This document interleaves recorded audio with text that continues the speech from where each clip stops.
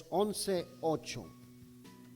Dice así: por la fe Abraham, siendo llamado, obedeció para salir al lugar que había de recibir como herencia, y salió sin saber a dónde iba. Por la fe habitó como extranjero en la tierra prometida, como en tierra ajena, morando en tiendas con Isaac y Jacob, coherederos de la misma promesa. Porque esperaba la ciudad que tiene fundamentos, cuyo arquitecto y constructor es Dios. Por la fe también la misma Sara, siendo estéril, recibió fuerza para concebir, y dio a luz aún fuera del tiempo de la edad, porque creyó que era fiel quien lo había prometido. Por lo cual también de uno, y ese ya casi muerto, salieron como las estrellas del cielo en multitud, y como la arena innumerable que está a la orilla del mar.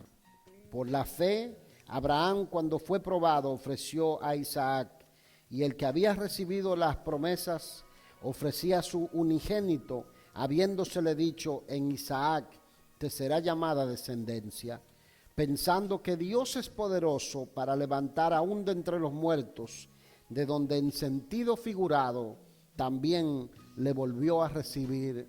Amén. Dios hizo esto, présteme el oído, pasó a Abraham por diversas pruebas y tribulaciones. Diga conmigo pruebas, diga conmigo tribulaciones. Hay una diferencia en lo que es tentación y lo que es prueba, porque la tentación lo que hace es que evoca un deseo en nuestra naturaleza carnal que está fuera de la voluntad de Dios, o sea que viene de parte de Satanás. Sin embargo, la prueba lo que hace es pasarnos por un proceso en el que nosotros vamos a madurar en nuestra fe o en nuestra relación con el Señor.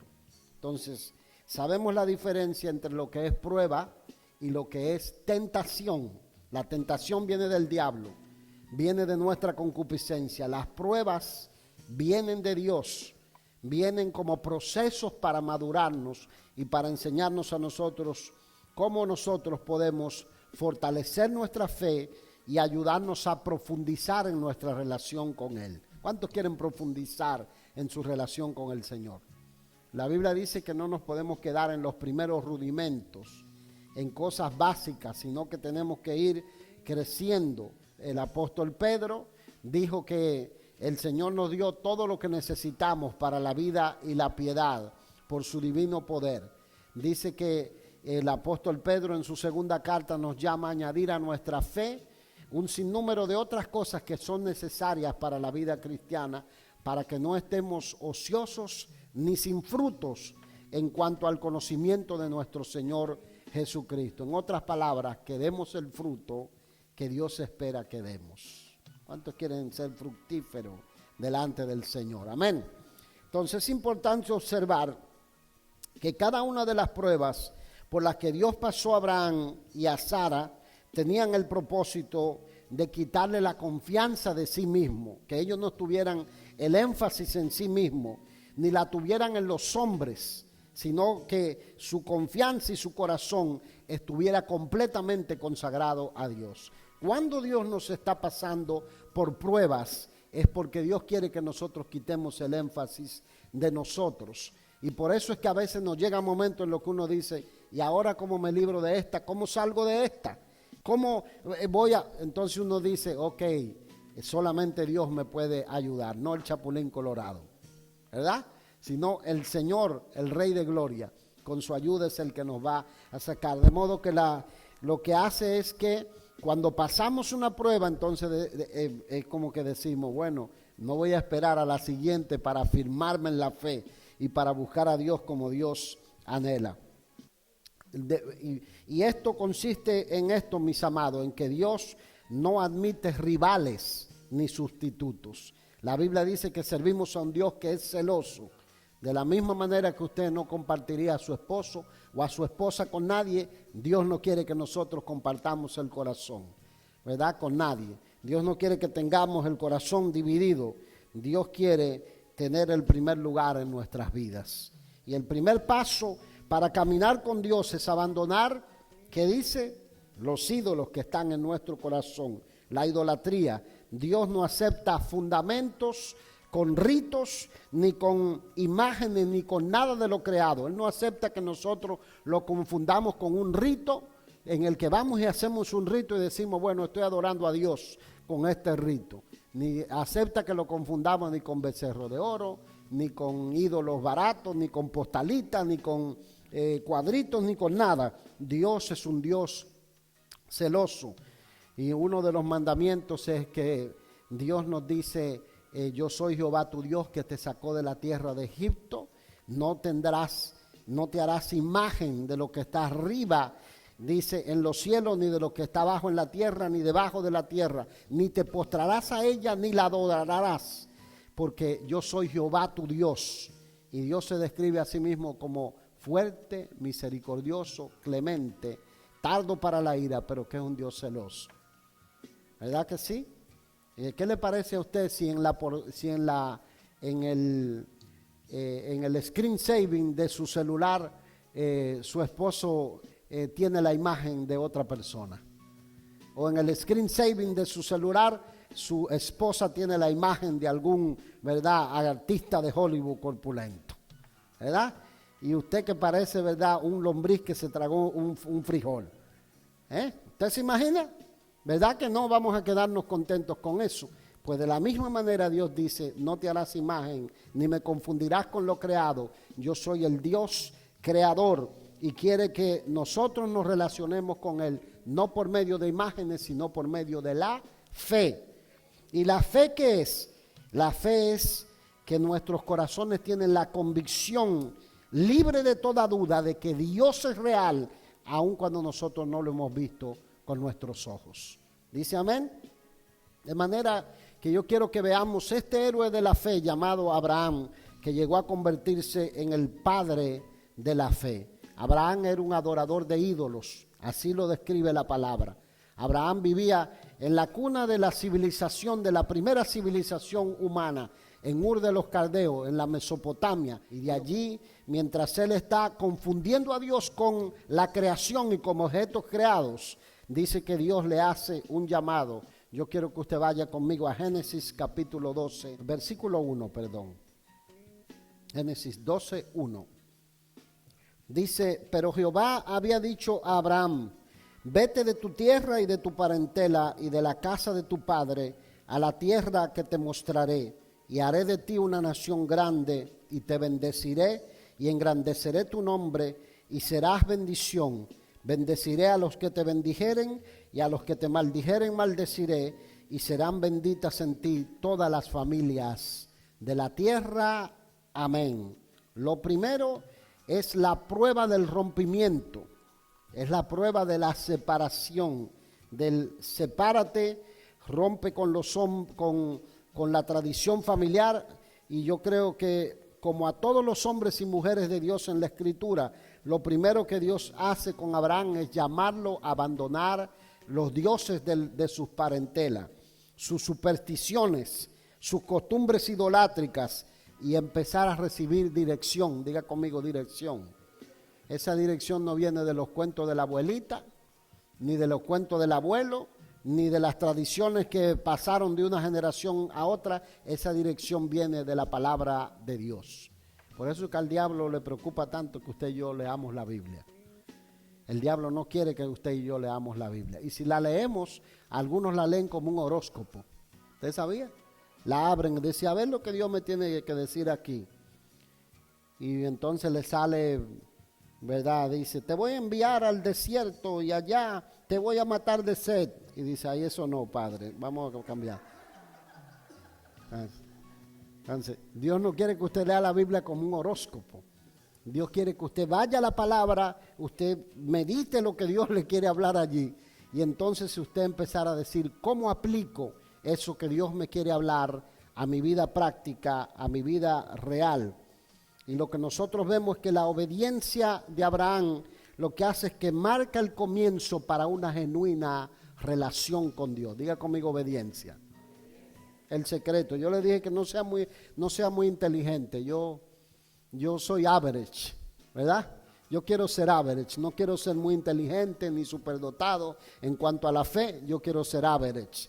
Que Dios me diga, vete derecho, yo me voy derecho. Me dice, dobla para la derecha y me doblo para la derecha. Sí. ¿Y por qué? Y en lo que digo por qué, ¡pa!, me dan el tiro.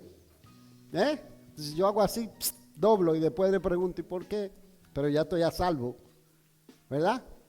Entonces la obediencia, la base de una relación genuina y madura con el Espíritu Santo es dejar los ídolos. Y usted inmediatamente se imagina ídolos, dice, eso yo lo dejé hace mucho tiempo.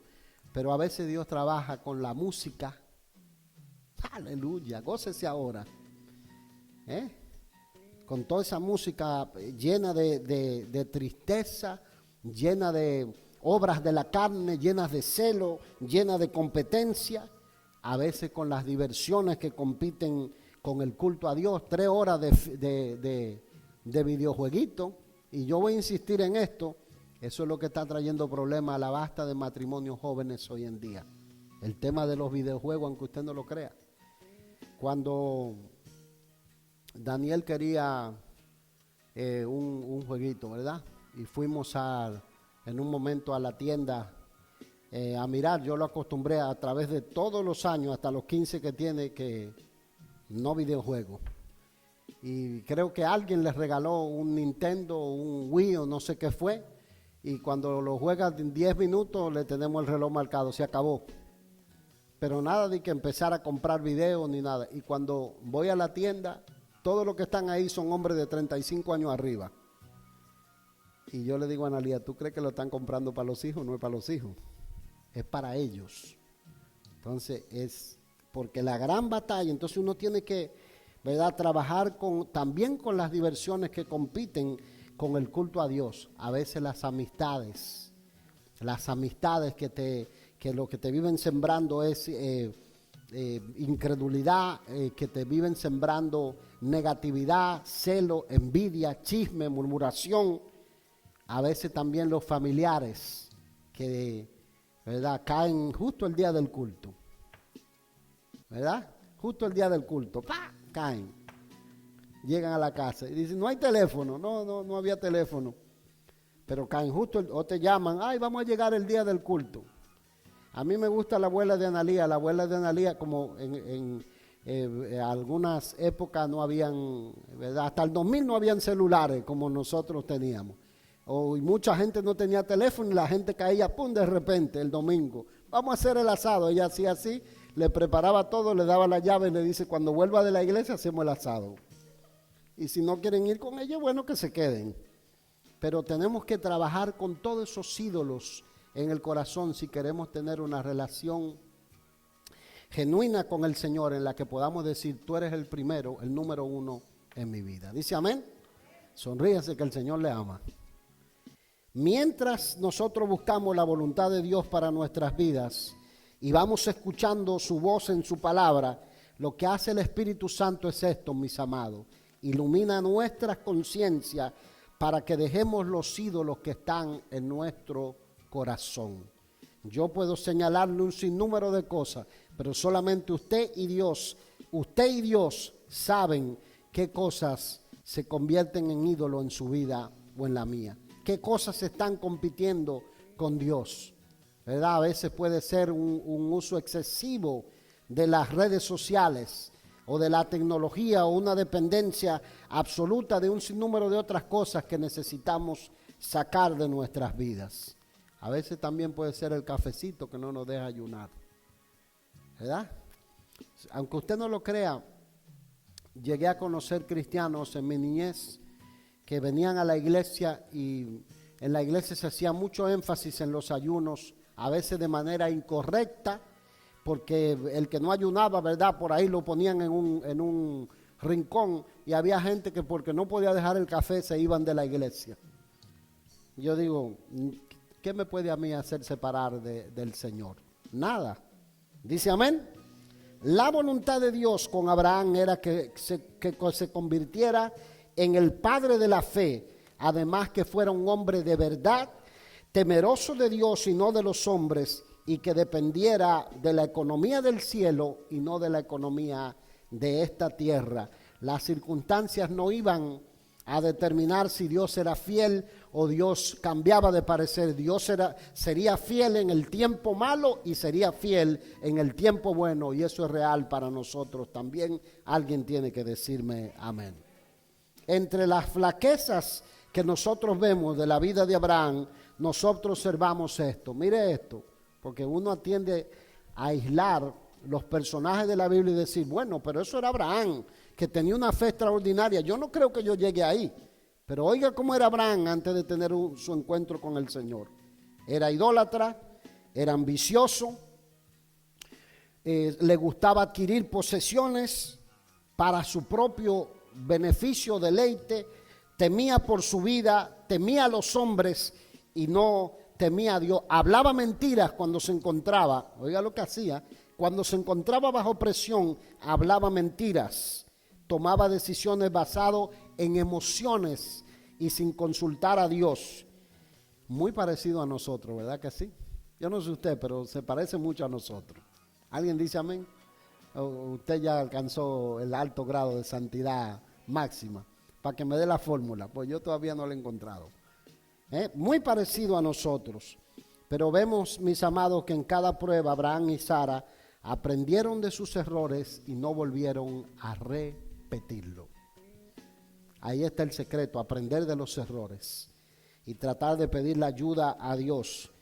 Lo que hacían ellos era que reconocían a Dios y cada vez que pasaban una prueba le ofrecían culto a Dios y decir, salí de esta, se lo debo a Dios. Dios me ayudó por allí, se lo debo a Dios. La mano del Señor estuvo conmigo en esta circunstancia, se lo debo a Dios. A Él sea la gloria, a Él sea la honra, a Él sea la alabanza. No tengo mérito en esto, es la mano de Dios que ha venido hasta este punto del camino. Y cuando uno lo reconoce a Dios, entonces está preparado para otras pruebas. Y hay varias pruebas que yo quiero ver hoy. Y de esas pruebas superadas que muestran la fortaleza de Abraham y de Sara. Vaya al versículo 6 de Génesis capítulo 12 conmigo. 12:6 de Génesis.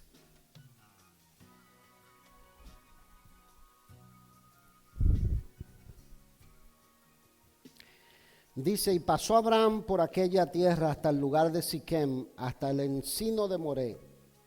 Y el cananeo estaba entonces en la tierra, y apareció Jehová a Abraham y le dijo, a tu descendencia daré esta tierra. Y no le dijo más nada. Mire lo que le dijo. Lo mandó a salir y le dijo, a tu descendencia daré esta tierra. No le dijo más nada. Y dice, siga leyendo conmigo. Y edificó allí un altar a Jehová, a quien le había aparecido. Luego se pasó de allí a un monte al oriente de Betel y plantó su tienda, teniendo a Betel al occidente y a Jai al oriente, y edificó allí altar a Jehová e invocó el nombre de Jehová. Y Abraham partió de allí caminando y yendo hacia el Negev. Présteme el oído por un momento, porque dice que invocó Abraham el nombre de Jehová, quien le había aparecido. Cuando Dios se le aparece 430 años después a Moisés en el monte Horeb, le dice, yo nunca me di a conocer por el nombre Jehová. ¿Ustedes han leído eso? Dice, yo no me di a conocer por el nombre Jehová. A nadie, a ti te voy a revelar mi nombre. O sea que Moisés, que es quien está narrando por revelación esta parte que Abraham vivió con Jehová, está diciendo que Abraham invocó el nombre de Jehová. De manera que el nombre que Abraham invocó era el gran yo soy. El gran yo soy. I am. Es como que Dios le dijo, mira, I am who I am. Y basta, yo te estoy diciendo, yo soy el Dios creador. Y Abraham entendió. No le dijo el nombre de Jehová todavía, porque eso vino 430 años después. Y con esa sola palabra que hizo Abraham, creyó a cada palabra, aun cuando sus ojos veían lo contrario alrededor suyo. Y yo quiero sembrar eso en el corazón suyo en esta noche. Aun cuando sus ojos ven lo contrario, usted tiene que creer en la mano poderosa de Dios. sea que esté Dios obrando en un hijo y usted no ve el cambio, sea que usted esté peleando una batalla y usted no ve el cambio, sea que usted esté trabajando con un área de su vida y usted no ve el cambio, usted tiene que creer porque Dios ha dicho en su palabra que lo va a hacer para su gloria. O sea, solamente una simple palabra Abraham que hizo, creyó, y oiga lo que dice el pasaje, los cananeos estaban todavía en la tierra, de manera que cuando Dios le está dando la promesa, Abraham mira a los cananeos, ya tienen tribus establecidas, ya son poderosos, ya tienen allí el control de todo y Dios le dice, ve toda esta tierra, a tu descendencia la daré. Y Abraham dice, la tengo, es mío. Eso es la fe, eso es la fe. Dice, lo tengo, es mío, ya Dios lo dijo en su palabra. Y por eso es que usted ve que muchos hombres y mujeres de fe, cuando Dios les decía, todo lo que pisare la planta de vuestro pie será vuestro, ellos lo creyeron, ya se apropiaron de eso, aún todavía cuando no habían peleado las batallas. Sin importar las batallas, ¿verdad que sí que usted sabe de eso, verdad que sí? Que sin importar las batallas que estamos peleando, cuánto se prolonga, siempre la vamos a ganar esas batallas. Dice amén, aleluya. Y a veces pasa un año y le dice, yo creía que este era el año, pero Dios siempre da la victoria.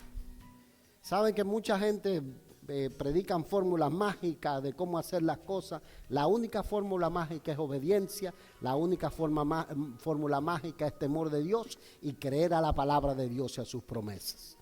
Esa es la fórmula mágica y ser sincero con el Señor.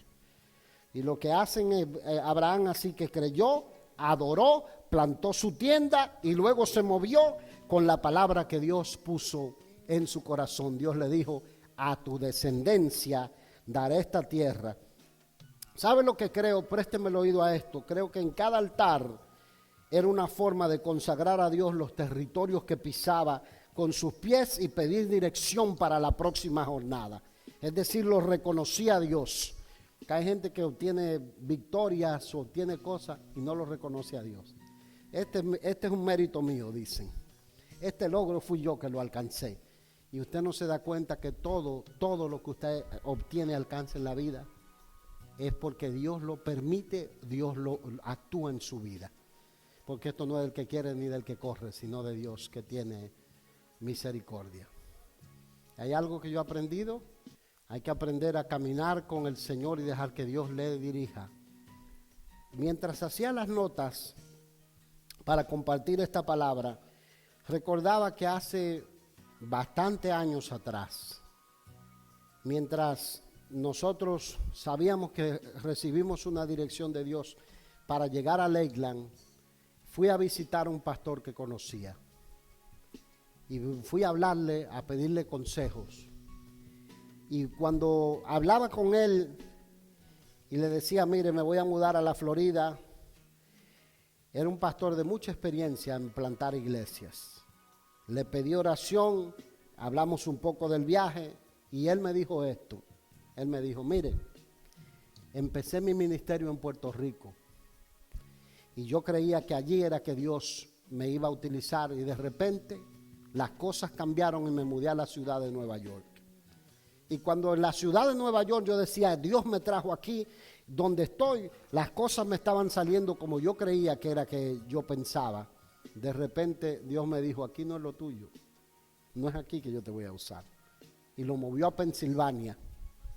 Y en Pensilvania, mientras todas las iglesias se desintegraban, mientras todas las iglesias, porque era una zona árida completamente, la iglesia de él florecía, llena de jóvenes, llena de gente buscando el rostro del Señor. Y él me dijo esto, mira, te vas a mover a la Florida, pero si tú ves que Dios te da una orden y te dice, muévete a tal lado, no lo cuestiones mucho. Ve donde Dios te está dirigiendo. Muévete donde Dios te está llevando. Y si no es ahí, Dios te va a mostrar dónde es que va a tratar o a trabajar con tu vida, pero no te detengas, porque el que se detiene no ve el plan completo y perfecto de Dios para su vida. Entonces así es como nosotros tenemos que actuar. Quiero que veamos una última prueba y nos vamos. Y es la prueba de la confianza. Es la prueba de la confianza. Vaya al versículo 10 conmigo. Dice, hubo entonces hambre en la tierra y descendió Abraham a Egipto para morar allá, porque era grande el hambre en la tierra. Y aconteció que cuando estaba para entrar en Egipto, dijo a Sarai su mujer, he aquí ahora conozco que eres mujer de hermoso aspecto, y cuando te vean los egipcios dirán, su mujer es, y me matarán a mí, y a ti te reservarán la vida. Ahora pues, di que eres mi hermana, para que me vaya bien por causa tuya, y viva mi alma por causa tuya. El resto es historia. Usted sabe lo que pasó. Abraham sale de Canaán. ¿A dónde Dios lo mandó? ¿A dónde Dios lo mandó? A Canaán lo mandó. A la tierra que yo te mostraré. Y cuando pisó la tierra le dijo, a tu descendencia daré esta tierra.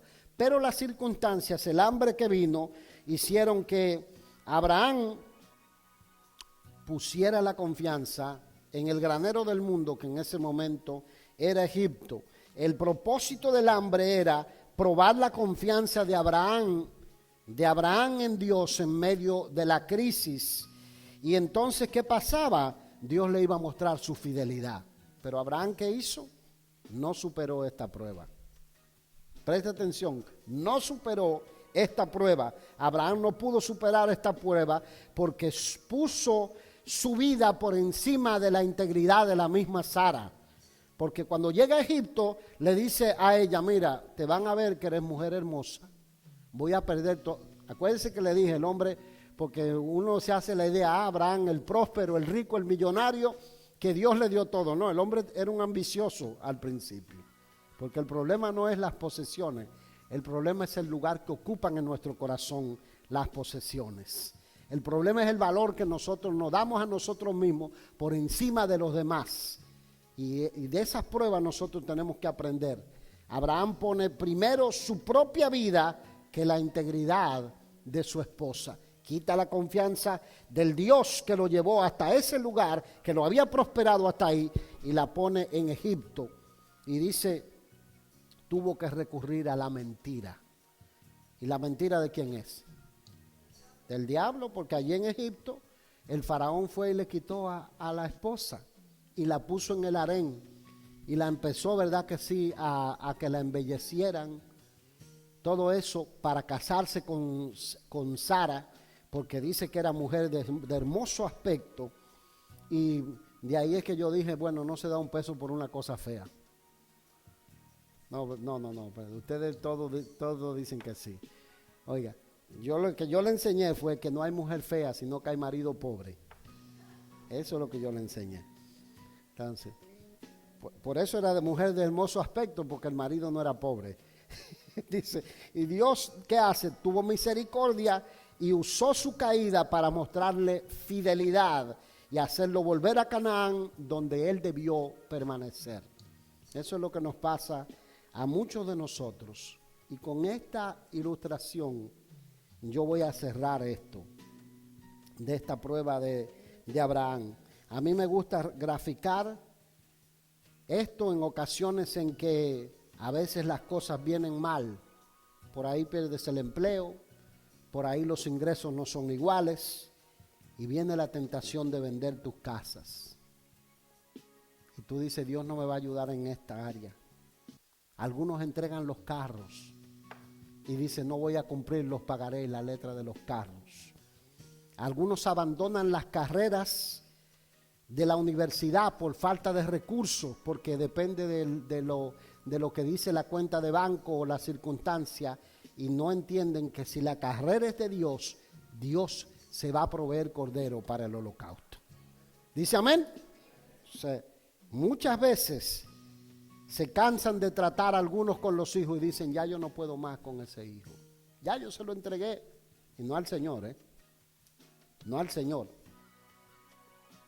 Entonces muchas veces dicen, no, ya yo no puedo más. Porque creen que Dios no obrará en ellos. Algunos piden prestado a familiares y ponen la confianza en los hombres y no la ponen en el Señor. O piden ayuda a los hombres y no confían en la ayuda sobrenatural de Dios. Cada una de las pruebas que Dios nos da es para fortalecer nuestra fe y mostrarnos su fidelidad. Son muchas las veces que miramos atrás y decimos, ¿cómo le pedí ayuda a esta persona cuando se la tenía que pedir en realidad era a Dios que Él iba a ser mi ayuda? Todos y cada uno de nosotros hemos fallado en pruebas similares a las que falló Abraham. Algunos han aprendido la lección, pero otros siguen repitiendo los errores. De manera que yo le estoy entregando esta palabra para que usted aprenda la lección, usted aprenda a madurar en la fe, usted aprenda a fortalecerse en su relación con el Señor, y usted aprenda que si Abraham, que no tenía el Espíritu Santo, que no tenía la palabra de Dios, que no conocía completamente al Dios creador, como nosotros lo conocemos en una Trinidad que se manifiesta como Padre, como Hijo y como Espíritu Santo, Él pudo lograrlo. Nosotros también podemos en Cristo Jesús lograrlo con la ayuda sobrenatural de Dios. ¿Dice amén? ¿Recibe la palabra?